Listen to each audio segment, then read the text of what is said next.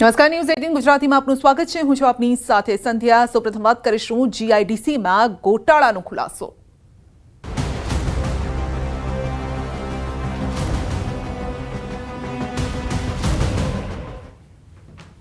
ગુજરાતમાં ફૂટ્યો છે ગોટાળાનો વધુ એક ફુગ્ગો. જીઆઈડીસીમાં કરોડોના ગોટાળાનો ઘટસ્ફોટ થયો છે.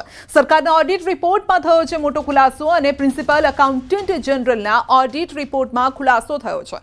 ન્યૂઝ 18 પર જીઆઈડીસીમાં ચાલતા ગોટાળાનો પર્દાફાશ થયો છે. ચીફ એન્જિનિયર રમેશ ભગોરાના કાર્યકાળમાં ગોટાળાનો આરોપ લાગ્યો છે અને 2024ના વર્ષમાં ગોટાળાનો ખુલાસો થયો હતો. ન્યૂઝ 18ને હાથ લાગ્યો છે ઓડિટ રિપોર્ટ. ઓડિટ રિપોર્ટમાં સામે આવ્યા છે ચોંકાવનારા આંકડા.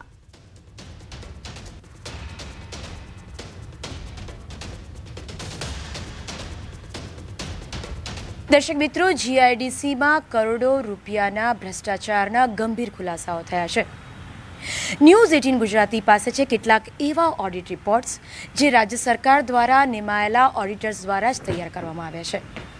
અને આ ઓડિટ રિપોર્ટ્સમાં ટેન્ડર વિના કરોડોના કામને મંજૂરી આપી દેવી, ટેકનિકલ અયોગ્યતા ધરાવતી કંપનીઓને કામો આપી દેવા જેવી ગંભીર ગેરરીતિઓનો પર્દાફાશ થયો છે. અને સૌથી મહત્ત્વનું એ છે કે આ તમામ કૌભાંડના, તમામ ભ્રષ્ટાચારના કેન્દ્રબિંદુમાં છે જીઆઈડીસીના જ ચીફ એન્જિનિયર રમેશ ભગોરાનો કાર્યકાળ. જી હા, હવે જવાબદારી નિશ્ચિત કરવાની ઘડીઓ આવી ગઈ છે. તો આ સમગ્ર મામલે ન્યૂઝ 18ને રમેશ ભગોરાનો સંપર્ક કર્યો. તો ભગોરાનો ઈમેલ, મેસેજ અને વોટ્સઅપથી પણ સંપર્ક અમે કરવાનો પ્રયત્ન કર્યો. ન્યૂઝ 18 ગુજરાતીએ ભગોરાનો પક્ષ જાણવાનો પ્રયાસ કર્યો હતો. રમેશ ભગોરાએ ન્યૂઝ 18ના સવાલોનો જવાબ ન આપ્યો. સંવાદદાતા ગીતા મહેતાએ લીધી મુલાકાત. પોતાની ઓફિસે પણ તેઓ નહોતા મળ્યા. રમેશ ભગોરા પાસેથી અમે જાણવા ઈચ્છતા હતા કે આખરે આ કૌભાંડ શું છે અને નામ જે આવી રહ્યા છે તેની પાછળની સચ્ચાઈ શું છે, પરંતુ તે તો જાણે ભાગતા હોય તેમ નજરે પડ્યા.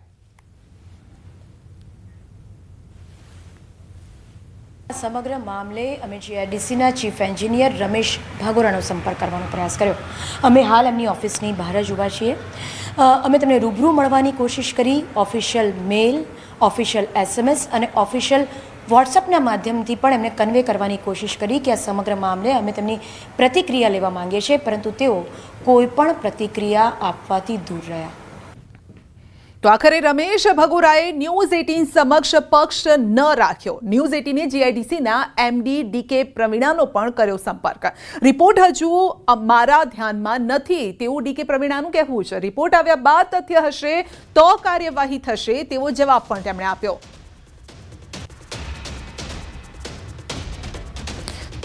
તો રમેશ ભગોરાએ ન્યૂઝ 18 સમક્ષ પોતાનો પક્ષ ન રાખ્યો, માટે MD DK પ્રવીણાનો અમે સંપર્ક કર્યો, પરંતુ રિપોર્ટ હજુ તેમના ધ્યાને નથી આવ્યો તેવું DK પ્રવીણાનું કહેવું હતું. અને રિપોર્ટ આવ્યા બાદ જે પણ તથ્ય હશે એ અંગે તપાસ થશે અથવા તો એ જોવામાં આવશે તે પ્રકારનો પક્ષ પ્રવીણાએ રાખ્યો.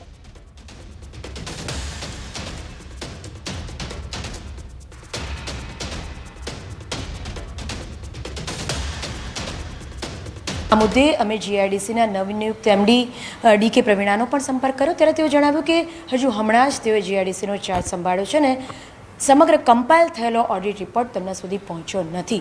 પરંતુ ન્યૂઝ 18 પાસેના જે પુરાવા તેઓએ જોયા તે જોતાં તેમને લાગ્યું કે આમાં ગંભીર ગડબડીઓ લાગી રહી છે અને જવાબદારો સામે, કમ્પાઇલ રિપોર્ટ જોયા બાદ જવાબદારો સામે, પછી HOD હોય કે ભ્રષ્ટાચારની ફાઇલમાં સામેલ સાઇન કરનાર જેટલા પણ અધિકારીઓ હોય એ તમામ સામે તેઓ ડિપાર્ટમેન્ટલ ઇન્ક્વાયરીથી લઈને સસ્પેન્શન સુધીના પગલાં લઈ શકે છે.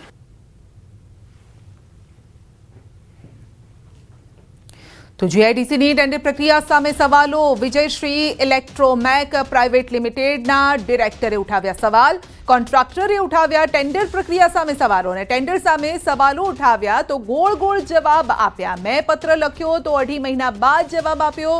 ટેન્ડરની પ્રક્રિયા પૂર્ણ થયા બાદ જ જવાબ આપ્યો. તે પ્રકારની વાતો સામે આવી રહી છે. પોલ લગાવવાના હતા, કોનિકલ પોલ, એની ડાય એક જ પાર્ટી જોડે હતી.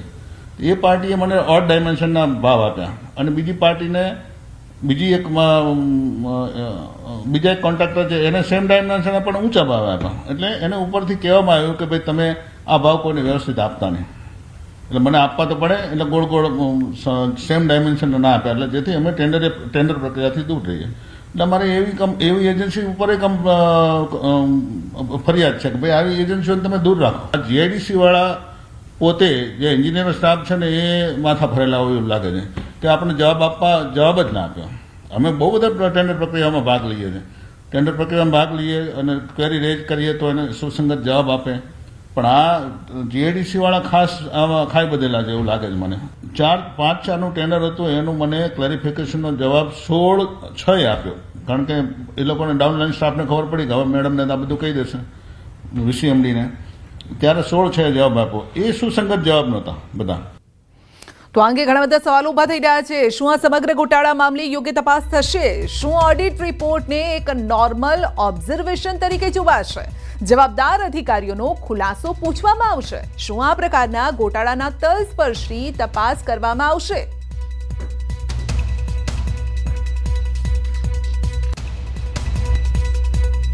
જીઆઈડીસીના આ ભ્રષ્ટાચાર મામલે હવે મુખ્ય પ્રશ્ન એ છે કે શું રાજ્ય સરકાર અને વહીવટી તંત્ર આ સમગ્ર મામલાને માત્ર એક ઓડિટ ઓબ્ઝર્વેશન કહીને હાથ ખંખેરી દેશે, કે પછી વિભાગના વડા સહિત તમામ જવાબદાર અધિકારીઓ સામે દંડાત્મક શિક્ષાત્મક કાર્યવાહી પણ કરશે? ન્યૂઝ 18 ગુજરાતી સતત આ મુદ્દા પર નજર રાખશે અને આગળની તમામ કાર્યવાહી અને ગતિવિધિ વિશે આપને સતત માહિતી આપતું રહેશે. કેમેરા પર્સન હિતેશ પ્રજાપતિ સાથે ગીતા મહેતા, ન્યૂઝ 18 ગુજરાતી, ગાંધીનગર. તો અંગે વધુ અપડેટ મેળવીશું. સહયોગી ગીતા આપણી સાથે જોડાયેલા છે, કારણ કે તેમની પાસે ઓડિટ રિપોર્ટ પણ હતો, પરંતુ હવે સવાલ એ ઊભા થઈ રહ્યા છે કે જે ભગોરાની વાત સામે આવી રહી છે, સવાલ અહીંયા ગીતા એ છે કે ભગોરા તો હવે નજીકના સમયમાં નિવૃત્ત થશે, એવા સમયે આ રિપોર્ટ આવી રહ્યો છે કે જ્યારે નિવૃત્તિના સમયગાળા તરફ આગળ વધી રહ્યા છે. તો આ અંગે હવે કઈ રીતે તપાસ થશે, અને તપાસ થશે તો યોગ્ય બાબતો સામે આવશે?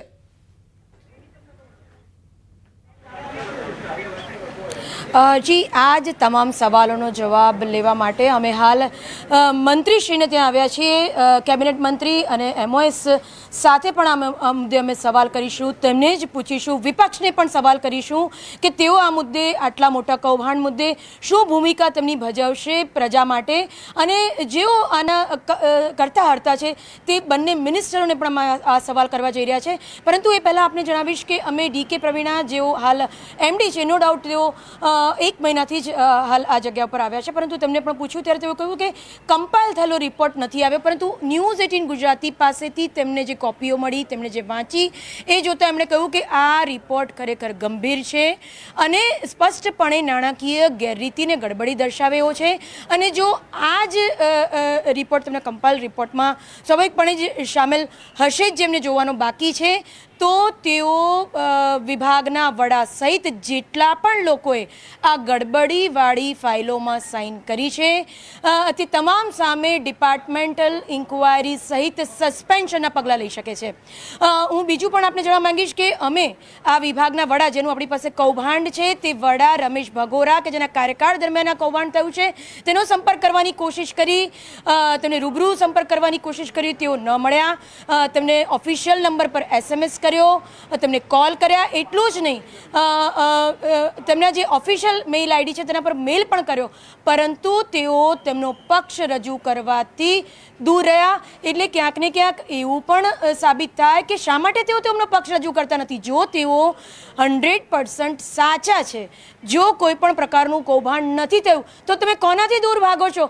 આવો મીડિયા સામે, આવો વાત કરો. અમે રમેશ ભગોરાને, જો આ વિભાગના વડા છે, જેમના કાર્યકાળ દરમિયાન આ સમગ્ર કૌભાંડ થયું છે, તેમને પૂછવાની કોશિશ કરી, તેમને તેમનો પક્ષ રજૂ કરવાની તક આપી, પરંતુ આ તક ઝડપવાથી તેઓ દૂર રહ્યા. તેનો એક આડકતરો મતલબ એ પણ થાય છે કે જ્યારે તમે સાચા છો ને તમારી સચ્ચાઈ રજૂ કરવાથી જો તમે દૂર ભાગો છો, તો ક્યાંક ને ક્યાંક આમાં તમારી સામેલગીરી છે ને સ્પષ્ટ સામેલગીરી છે, કારણ કે આ વિભાગના HOD તમે છો. જી જી બિલકુલ ગીતા, છેલ્લો એક સવાલ મારો એ છે કે હવે આમાં તપાસ કઈ રીતે થઈ શકે છે? જો નિવૃત્તિનો સમય નજીક આવી રહ્યો છે તો આગળ તપાસ કઈ રીતે થશે? શું તંત્ર તરફથી એવી કોઈ પ્રેશર આપવામાં આવે અને એ વ્યક્તિ સામે આવે ને ત્યારબાદ કોઈ ચોખવટ કરે? કારણ કે મીડિયામાં હવે આ રિપોર્ટ આવી ગયો છે, ન્યૂઝ 18 પાસે એક્સક્લુઝિવ આ માહિતી છે, તો એના પ્રેશરમાં આવીને પણ વ્યક્તિ સામે આવી શકે?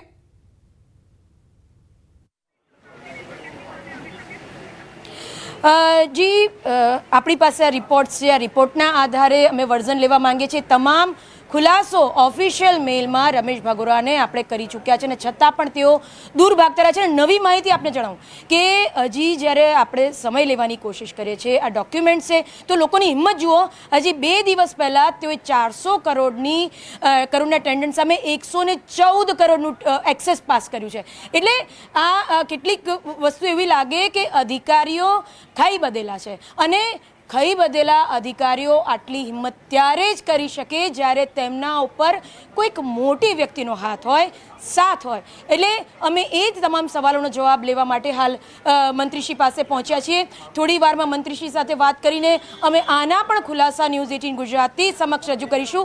પરંતુ ડીકે પ્રવીણા સાથે થયેલી વાતચીત અનુસાર માની લો કે તેઓ હાલના એક્સટેન્શનમાં નિવૃત્ત પણ થઈ જાય છે તો પણ જે ડિપાર્ટમેન્ટલ ઇન્ક્વાયરી છે તે તેમની સામે આ પદ છોડ્યા બાદ પણ ચાલુ રાખી શકાય, ચાલુ થઈ શકે. એનો સમયગાળો હોય છે 5 થી 6 વર્ષનો.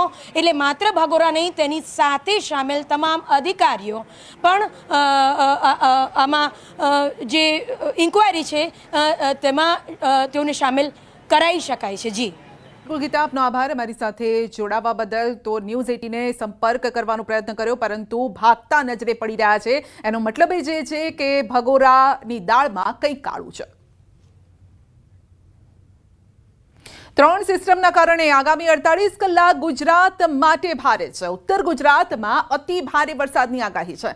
સૌરાષ્ટ્રમાં આગામી 24 કલાક ભારે વરસાદની આગાહી છે. વીજળીના કડાકા સાથે વરસાદની આગાહી છે. માછીમારોને દરિયો ન ખેડવા ચેતવણી અપાઈ છે. અમદાવાદમાં ગાજવીજ સાથે હળવા વરસાદની પણ આગાહી છે અને હાલમાં 3 સિસ્ટમ સક્રિય છે. રાજ્યના વિવિધ ભાગોમાં તેના કારણે વરસાદ થશે. ઉત્તર પૂર્વ રાજસ્થાન પર વેલમાર્ક લો પ્રેશર સક્રિય છે. ઉત્તર પશ્ચિમ મધ્યપ્રદેશ પર સાયક્લોનિક સર્ક્યુલેશન સક્રિય છે. તો આગામી 7 દિવસ રાજ્યમાં હળવાથી મધ્યમ વરસાદની આગાહી કરાઈ છે. अगले 2 दिन गुजरात रीजन में हेवी रेनफॉल का वार्निंग है. आज heavy to very heavy rainfall warning है. ऑरेंज वार्निंग के साथ आइसोलेटेड प्लेसेस में वेरी हेवी रेनफॉल का वार्निंग है. और कल के लिए 15 जुलाई के लिए heavy rainfall warning Gujarat region के लिए दिया गया है. और आज के लिए सौराष्ट्र कच्छ में हेवी रेनफॉल का वार्निंग दिया गया है आइसोलेटेड प्लेसेस में. आज जो district heavy rainfall warning orange warning के साथ आ रहा है, साबरकांठा, अरावली और माहीसागर ऑरेंज वार्निंग के साथ heavy to very heavy rainfall isolated places में. और हेवी रेनफॉल वार्निंग दिया गया है बनासकांठा, महेसाना, आनंद, पंचमहल, दाहोद, वडोदरा, नवसारी, वलसाड, दमन और दादरा नगर हवेली को दी गई है. સાબર ડેરી દ્વારા પશુપાલકોને ભાવફેર ઓછું ચૂકવવામાં આવતા મામલો બગડ્યો છે. પશુપાલકો સાબર ડેરી સામે દેખાવ કરવા પહોંચ્યા અને આ દરમિયાન પોલીસની ટુકડી આવી જતા પોલીસ અને પશુપાલકો વચ્ચે અથડામણ સર્જાઈ. પશુપાલકો દ્વારા પોલીસ ઉપર પથ્થરમારાની ઘટના પણ બની. પશુપાલકો બેકાબૂ થતા પોલીસ દ્વારા લાઠીચાર્જ કરી દેવામાં આવ્યો અને આ ઘટના સમયે સાબર ડેરીના ગેટને પણ નુકસાન પહોંચાડ્યું. બીજી તરફ અમદાવાદ ઉદયપુર નેશનલ હાઈવે પર પશુપાલકોએ ચક્કાજામ કર્યો. નેશનલ હાઈવે પર પથ્થરમારો કર્યો અને પોલીસે જવાબી કાર્યવાહીમાં 70 કરતાં વધુ ટીયર ગેસના સેલ છોડ્યા. આ ઉપરાંત 60 જેટલા પશુપાલકોની અટકાયત પણ કરી અને વિરોધ કેમ કરવામાં આવ્યો તો સાબર ડેરી ખાતે પશુપાલકો ભાવફેર ઓછો ચૂકવાયાનો વિરોધ કરવા માટે એકઠા થયા હતા. આ દરમિયાન પશુપાલકોને તેમની માંગણીઓ રજૂ કરવા માટે ડેરીના કમ્પાઉન્ડમાં જતા અટકાવ્યા, જેના પગલે પોલીસ અને પશુપાલકો વચ્ચે માથાકૂટ વધી ગઈ. પશુપાલકોની એવી ફરિયાદ હતી કે તેમને ડેરી દ્વારા ગત વર્ષની સરખામણીએ ચાલુ વર્ષે ફેટનો ભાવ ઓછા દરે 960 પ્રતિ કિલો જાહેર કરવામાં આવ્યો અને ગત વર્ષ કરતાં પણ ઓછા પૈસા ચૂકવવામાં આવ્યા છે. પશુપાલકોની સાથે ખેડૂતો પણ આ દેખાવમાં જોડાયા અને ત્યારે 80 જેટલા પોલીસ કર્મીઓના કાફલાએ સ્થિતિને સંભાળવા માટે ત્યાં પહોંચ્યા હતા. સાબર ડેરી સામે પશુપાલકોએ નારેબાજી કરી અને જેના લીધે સ્થિતિ વધુ વણસી ગઈ.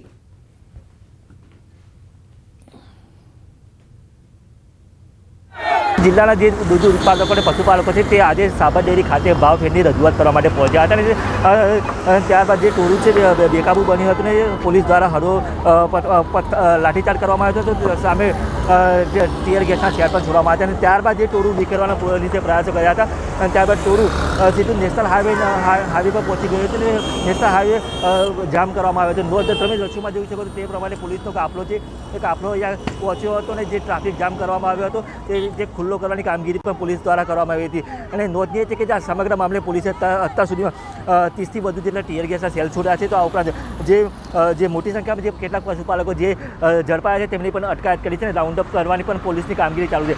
અત્યારે હાલ તો જે નેશનલ હાઈવે બ્લોક કરવામાં આવ્યો હતો અત્યારે હાલ પોલીસ દ્વારા ખુલ્લો કરવામાં આવે છે. ટ્રાફિક ફરીથી જે ટ્રાફિકના દ્રશ્યો ના સર્જાય તે માટે પોલીસ અત્યારે હાલ તો કામગીરી કરી રહી છે.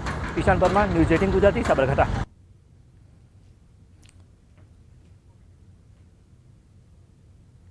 તો પોલીસે ટીયર ગેસના સેલ છોડ્યા હતા. જ્યારે પશુપાલકો પોતાની રજૂઆત કરવા માટે પહોંચ્યા હતા, લાઠીચાર્જ પણ થયો છે તે પ્રકારના આરોપ લાગી રહ્યા છે. કેટલાક પશુપાલકોને માથાના ભાગે ઈજા પણ પહોંચી છે તે પ્રકારની વિગતો પણ સામે આવી હતી. તો ઘર્ષણ થયું હતું પોલીસ અને પશુપાલકો વચ્ચે. પશુપાલકોનું કહેવું છે કે અમે ન્યાયની લડાઈ માટે આગળ વધ્યા હતા અને તેવા સમયે તેઓ ઓફિસમાં જવાનો પ્રયત્ન કરી રહ્યા હતા, દરવાજો તોડવાનો પ્રયત્ન કર્યો હતો અને જેના કારણે આ મામલો વધુ બિચક્યો હતો.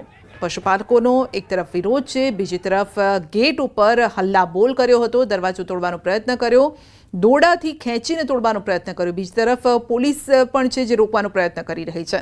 આવા સમયે વાહનોમાં તોડફોડ પણ થઈ હતી કારણ કે ગુસ્સાયેલા ગિન્નાયેલા પશુપાલકો આ વખતે આર અને પારની લડાઈમાં જોવા મળી રહ્યા છે. તો પથ્થરમારો પણ થયો ને તેમાં કેટલાક લોકોને ઈજા પણ થઈ હતી. તો હાઈવે પર પણ ચક્કા જામ કર્યો હતો જેના કારણે હાઈવેથી પસાર થતા જે લોકો હોય છે તેમને પણ ક્યાંક મુશ્કેલી વેઠવાનો વારો આવ્યો.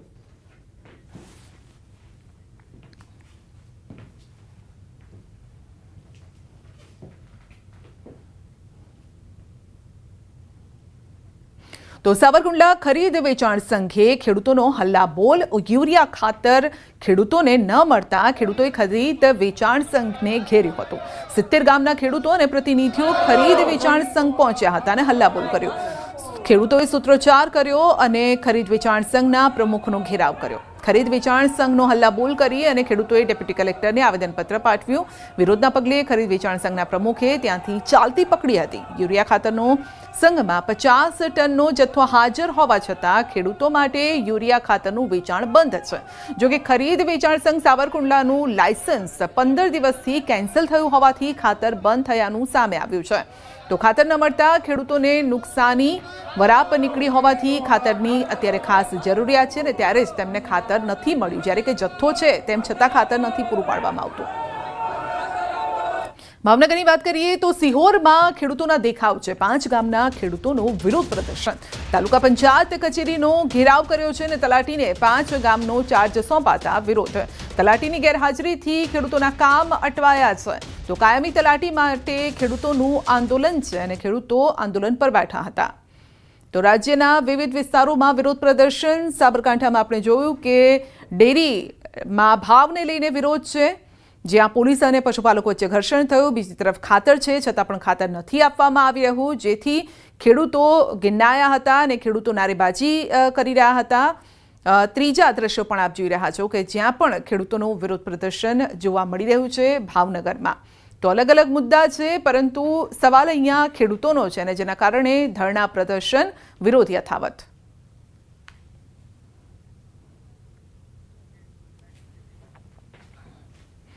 સુરેન્દ્રનગર જિલ્લા કલેક્ટર કચેરી ખાતે જિલ્લા કોંગ્રેસના હોદ્દેદારો દ્વારા ધરણા યોજીને વિરોધ પ્રદર્શન શરૂ કરાયું છે. ગત ચોમાસામાં અતિવૃષ્ટિથી થયેલા પાક નુકસાન બદલ સુરેન્દ્રનગર જિલ્લાના માત્ર 50% ખેડૂતોને જ વળતર ચૂકવાયું છે, જેને લઈ કોંગ્રેસ દ્વારા વિરોધ કરવામાં આવ્યો. ભાજપ સરકારની ખેડૂતો પ્રત્યે ભેદભાવ રાખી અન્યાય કરી, છેતરપિંડી કરી હોવાનો પણ આક્ષેપ કરવામાં આવ્યો છે.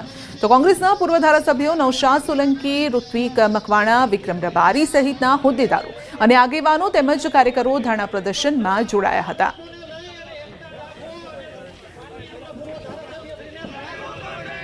અને વાત કરીશું રાજકીય ડ્રામાની.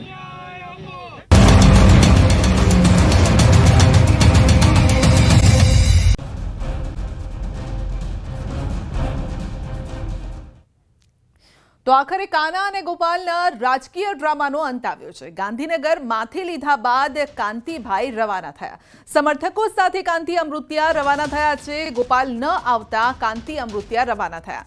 12:30 વાગ્યા બાદ પડકાર પોલિટિક્સનો આખરે અંત આવ્યો છે. એમએલએ કાંતિ અમૃતિયાની ઇટાલિયાને ચેલેન્જ.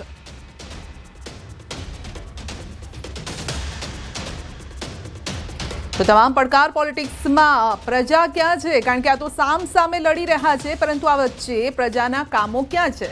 લડાઈ પ્રજાના કામોને લઈને શરૂ થઈ હતી, પરંતુ તે તો જાણે કે અભરાઈએ મુકાઈ જાય છે અને નાકનો સવાલ બની ગયો હોય તેમ બે ધારાસભ્યો સામસામે આવી ગયા. શબ્દોની લડાઈમાં જે ખરેખર પ્રાથમિક સુવિધાઓ, પ્રાથમિક કામ થવા જોઈએ એ ક્યાં છે? આ તમામ સવાલો લોકો પણ પૂછી રહ્યા છે. તો હાલ ચેલેન્જની રાજનીતિ ચરમસીમાએ પહોંચી છે. મોરબીના ધારાસભ્ય કાંતિ અમૃતિયા ગાંધીનગર રાજીનામું આપવા પહોંચ્યા અને ત્યારે ચેલેન્જની રાજનીતિમાં ઋષિકેશ પટેલનું નિવેદન પણ સામે આવ્યું. ચેલેન્જની રાજનીતિ નથી, એ વિકાસની રાજનીતિ છે તેવું કહેવું છે.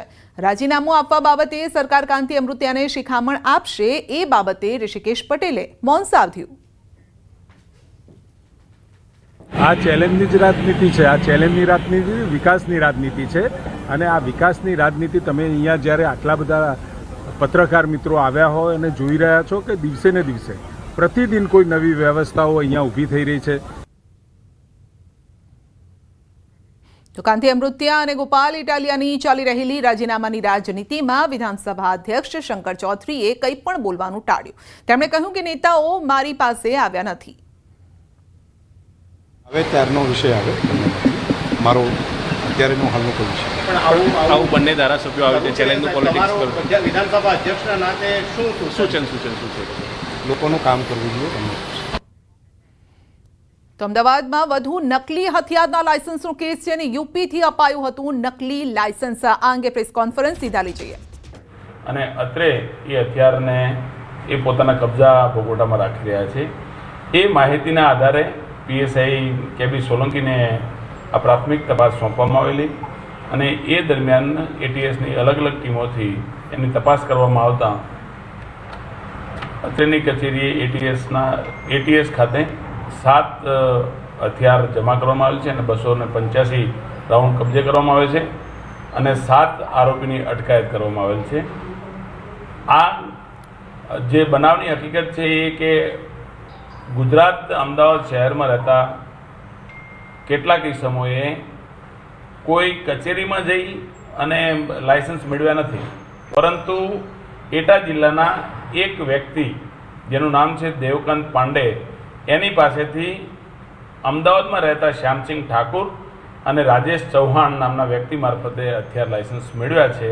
અને એ હથિયાર લાયસન્સ કોઈ સરકારી કચેરીમાંથી નહીં, પરંતુ કોઈના ઘરે, એમના કચેરીમાં, એમની ઓફિસમાંથી આપવામાં આવેલ છે અને હથિયાર પણ ત્યાંથી જ આપવામાં આવેલ છે. કોઈ ગન હાઉસમાંથી આ ખરીદવામાં આવેલ નથી. અત્રેની તપાસ છે એમાં આટલી માહિતી અમારી પાસે છે, જેમાં ટોટલ 7 આરોપીની ધરપકડ કરી છે. એમના 16 તારીખ સુધીના રિમાન્ડ મેળવવામાં આવ્યો છે. એ ઉપરાંત બીજા 2 શ્યામસિંહ ઠાકુર અને હેમંતસિંહ નામના ઈસમની પણ ધરપકડ કરવામાં આવી છે. જે દેવકાંત પાંડે છે એ અમુક રકમ મેળવી અને લાયસન્સ એ બનાવી અને એમની કચેરી અથવા તો અન્ય કોઈ જગ્યાએ હોટલમાં વગેરેમાં એ લાયસન્સ અને હથિયાર બંને આપતા. એ હજી તપાસ પોલીસ કરી રહી છે, પણ જે હાલ પ્રાથમિક 7 આરોપી છે એ 7 આરોપીઓએ પાસેથી હથિયાર અને રાઉન્ડ મળી આવેલ છે. કેટલા રૂપિયામાં સર આ લોકો મેળવ્યું છે અને આનો દુરુપયોગ ક્યાંક થયેલો છે અથવા કોઈ રીલ્સમાં કે આ રીતે થયેલો છે? જે લાયસન્સ માટેના નાણાં ખર્ચાયા છે એ મુકેશે ચૌહાણે 7 લાખ રૂપિયા આપ્યા છે, અભિષેક રાજદેવે 5 લાખ રૂપિયા, વેદ પ્રકાશે 11 લાખ રૂપિયા, રાજેન્દ્રસિંહ લક્ષ્મણસિંહ સાંખલાએ 7 લાખ રૂપિયા, અજય ભૈરુસિંહ સેંગરે 7 લાખ રૂપિયા, સોલેસિંહ રામબાબુસિંહ સેંગરે 11 લાખ રૂપિયા અને વિજયે 5.5 લાખ રૂપિયા, એમ અલગ અલગ રકમ આપવામાં આવી છે. લાયસન્સ જે છે એટા જિલ્લાના જે સત્તાધિકારી છે એના તરફથી ઇસ્યુ કરવામાં આવ્યું છે. એ પ્રાથમિક વિગતો મળી આવેલ છે. પરંતુ આ લાયસન્સ જ્યારે પણ એ રૂબરૂ લેવા માટે ગયા છે ત્યારે કોઈ સરકારી કચેરીમાં નથી ગયા, પરંતુ આ દેવકાંત પાંડે જ્યાં એમને મળવા માટે કહે છે, જે સૂચના આપે છે એમની કચેરી, એમના ઘર અથવા તો અન્ય કોઈ જગ્યા ઉપર, ત્યાં લાયસન્સ, હથિયાર અને રાઉન્ડ ત્યાં જ આપતા. પ્રાથમિક તપાસમાં જે આવ્યું છે એ પ્રમાણે એમણે કહ્યું છે કે અમે કોઈ ડોક્યુમેન્ટ સબમિટ કરી કે અથવા તો એના ડોમિસાઇલના કે એના કોઈ પુરાવા આપી અને અમે મેળવ્યું નથી, પરંતુ અમે પૈસા આપ્યા અને અમને લાયસન્સ.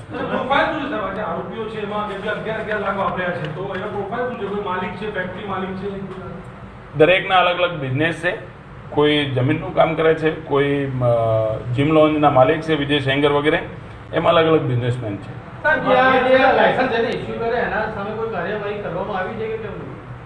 લાયસન્સ જેણે ઇસ્યુ કર્યા છે એની પ્રાથમિક તપાસ અમે કરી છે. પ્રાથમિક પુરાવા અમારી પાસે છે, એના આધારે આરોપીને એરેસ્ટ કરવામાં આવ્યા છે, રિમાન્ડ મેળવવામાં આવ્યા છે અને વધુ તપાસ ઉત્તર પ્રદેશ કચેરીથી અમે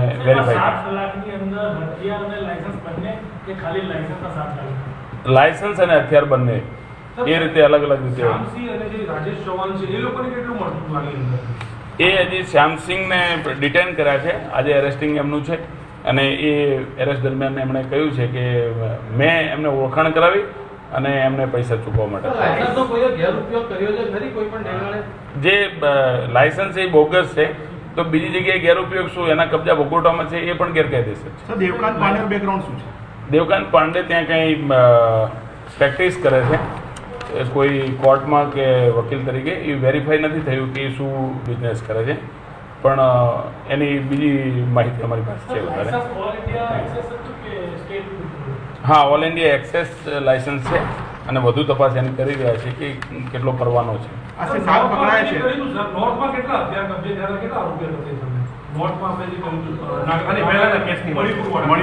અગાઉવાળા જે કેસ છે એની અંદર ટોટલ 65 થી વધુ આરોપીને એરેસ્ટ કરવામાં આવ્યા છે. બુલેટિનમાં અત્યારે બસ આટલું જ. રજા આપશો. નમસ્કાર.